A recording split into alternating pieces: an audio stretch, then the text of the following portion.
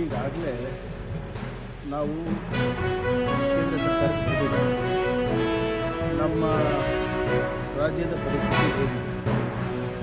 ಮಾನ್ಯ ಕಂದಾಯ ಸಚಿವರು ಡಾಕ್ಟರ್ ಜಿ ಪರಮೇಶ್ವರ್ ಅವರು ಈ ಬರಗಾಲ ಘೋಷಣೆ ಮಾಡಬೇಕಾಗಿರುವಂಥ ಪ್ರಕ್ರಿಯೆ ಏನಿದೆ, ನಿಯಮಗಳೇನಿದೆ, ಅದು ಸರಳೀಕರಣ ಮಾಡಬೇಕು ಅಂತ ಹೇಳಿದರು. ಅದು ಕೇಂದ್ರ ಸರ್ಕಾರದಿಂದ ಆದರೆ ಎಲ್ಲರಿಗೂ ಅನುಕೂಲ ಆಗುತ್ತೆ. ಮತ್ತು ರೈತರ ಆತ್ಮಹತ್ಯೆ ತಡೆಗಟ್ಟಲಿಕ್ಕೆ ಈಗಾಗಲೇ ಒಂದು ಪ್ರಾಮಾಣಿಕ ಹೆಚ್ಚಿನ ಮಾಡ್ತಾನೇ ಇದ್ದೀವಿ. ಈಗ ಹೋದ ಬಾರಿ ಇಡೀ ದೇಶದಲ್ಲಿ 2ನೇ ಹೆಚ್ಚಿನ ರೈತರ ಇನ್ಶೂರೆನ್ಸ್ ಸಿಕ್ಕಿದ್ದು ನಮ್ಮ ರಾಜ್ಯಕ್ಕೆ. ಬರೀ ನಮ್ಮ ಕಲಬುರಗಿಗೆ ಸುಮಾರು 660 ಕೋಟಿ ರೂಪಾಯಿ ಸಿಕ್ಕಿದೆ. ಸೊ ಇವೆಲ್ಲ ಪ್ರಯತ್ನಗಳು ನಡೆಸ್ತಾ ಇದ್ದೀವಿ. ಅದಕ್ಕೆ ನಾವು ಮುಂಜಾಗ್ರತವಾಗಿ ಈ ಮೀಟಿಂಗ್ಗಳೆಲ್ಲ ಮಾಡ್ಕೊಂಡು ನಿಮ್ಮ ಮೇವಿನ ಬಗ್ಗೆ ಇರ್ಬೋದು, ನೀರಿನ ಬಗ್ಗೆ ಇರ್ಬೋದು, ಜಾನುವಾರು ಬಗ್ಗೆ ಇರ್ಬೋದು, ಮತ್ತು ನಿಮ್ಮ ಕೃಷಿ ಚಟುವಟಿಕೆಗಳಿರ್ಬೋದು, ಮಾನ್ಯ ಮುಖ್ಯಮಂತ್ರಿಗಳು ಭಾಳ ಸ್ಪಷ್ಟವಾದಂಥ ಸಂದೇಶ ಕಳಿಸ್ತಾ ಇದ್ದಾರೆ. ಈ ಸರಿ ನಮಗೆ ಸೂಪರ್ ಎಲ್ಲಿನೋ ಎಫೆಕ್ಟ್ ಆಗ್ತದೆ. ಇದು ಬರೀ ನಮ್ಮ ರಾಜ್ಯಕ್ಕೆ ಸೀಮಿತ ಇಲ್ಲ, ರಾಷ್ಟ್ರಕ್ಕೆ ಸೀಮಿತ. ಈ ವಿಶ್ವದಲ್ಲಿ ಗಂಭೀರವಾಗ್ತದೆ. ಇದು ಪ್ರಕೃತಿಯ ನಿಯಮಗಳಿಂದ ಆಗಿರ್ಬೋದು, ವಿಪತ್ತಿಂದ ಇರ್ಬೋದು ಆಗ್ತಾ ಇರ್ಬೋದು. ಅದಕ್ಕೆ ನಾವು ರಾಜ್ಯ ಸರ್ಕಾರದಿಂದ ಏನು ಮಾಡಬೇಕು ಅದು ಮಾಡ್ತಾ ಇದ್ದೀವಿ. ಆದರೆ ಕೇಂದ್ರ ಸರ್ಕಾರ ಕೂಡ ಇದಕ್ಕೆ ಸಹಕಾರ ಮಾಡಲೇಬೇಕಾಗ್ತದೆ. ಆಮೇಲೆ ಇದು not limited to only Karnataka, it's across the country. And state government ಅವರು ಇಲ್ಲಿ ತನಕ ಒಂದು ಮೀಟಿಂಗ್ ಆಗಲಿ, ಒಂದು ಸಲಹೆ ಆಗಲಿ ಯಾವ ರಾಜ್ಯಕ್ಕೂ ಇಲ್ಲ. ನಾನು ತಮ್ಮ ಮುಖಾಂತರ ಆಗ್ರಹಿಸ್ತಾ ಇದ್ದೀನಿ. ಡಿಸಾಸ್ಟರ್ ಮ್ಯಾನೇಜ್ಮೆಂಟ್ ಇರ್ಬೋದು, ಅಗ್ರಿಕಲ್ಚರ್ ಮಿನಿಸ್ಟರ್ ಇರ್ಬೋದು, ಎಲ್ಲ ಕರೆದು ಎಲ್ಲ ರಾಜ್ಯದ ಸಚಿವರ ಜೊತೆ ಸಮಾಲೋಚನೆ ಮಾಡಿ ಹೇಗೆ ಮುಂಬರುವ ದಿನಗಳಲ್ಲಿ ನಾವು ಹೇಗೆ ಇದನ್ನು ಎದುರಿಸಬೇಕು.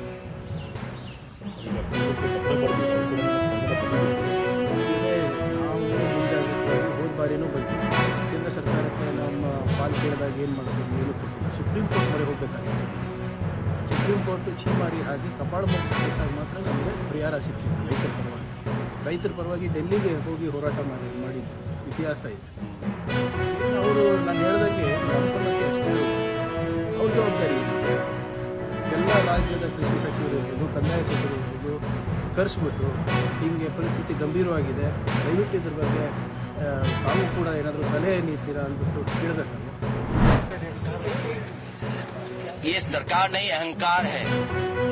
और जो श्रद्धांजलि में भेदभाव करते हो, जब लाखों लाख और करोड़ों लोग और करोड़ों परिवार इस आंदोलन से जुड़े हों, जिन बच्चों की जान गई उनके प्रति एक शब्द नहीं, श्रद्धांजलि तक नहीं, इससे बड़ा अहंकार क्या हो सकता है सरकार का।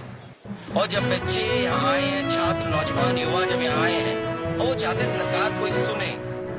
सरकार में अहंकार कितना कि सुनना भी नहीं चाहते। सुनना तो दूर, अगर वो लोकसभा यहाँ तक आना चाहे अपनी बात कहने, तो लाठी और जो अन्याय कर सकते हैं, जो प्रताड़ना दे सकते हैं, वो दे रहे हैं। सरकार ऐसे ही है।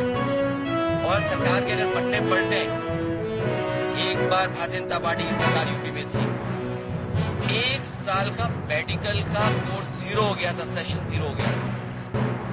ये बीजेपी के लोग आज से नहीं घोटाला कर रहे हैं, इनकी हमेशा ये कोशिश रहती है घोटाला करने है। और पेपर लीक में जितने लोग शामिल होते हैं वो भाजपा ही है। यूपी में बाकायदा ऑडिट किया हम लोगों ने और एक किताब जारी की और जारी करके ये बताया कि कितने पेपर लीक हुए हैं। कोई दोषी नहीं पकड़ा गया आज तक। 20 से ज्यादा पेपर लीक हुए हैं, लेकिन कोई भी दोषी नहीं पकड़ा गया। इसलिए नहीं पकड़ा गया क्योंकि बीजेपी के लोग उसमें शामिल रहे। और नौकरी न देना इसलिए भी सरकार करती है क्योंकि आरक्षण देना पड़ेगा। अगर सरकारी नौकरी होगी तो आरक्षण देना पड़ेगा। ये भ्रष्टाचार नहीं कर पाएंगे। आउटसोर्स से करेंगे तो भ्रष्टाचार कर पाएंगे। जब नौकरी सरकारी मिलेगी तो बजट से पैसा जाएगा।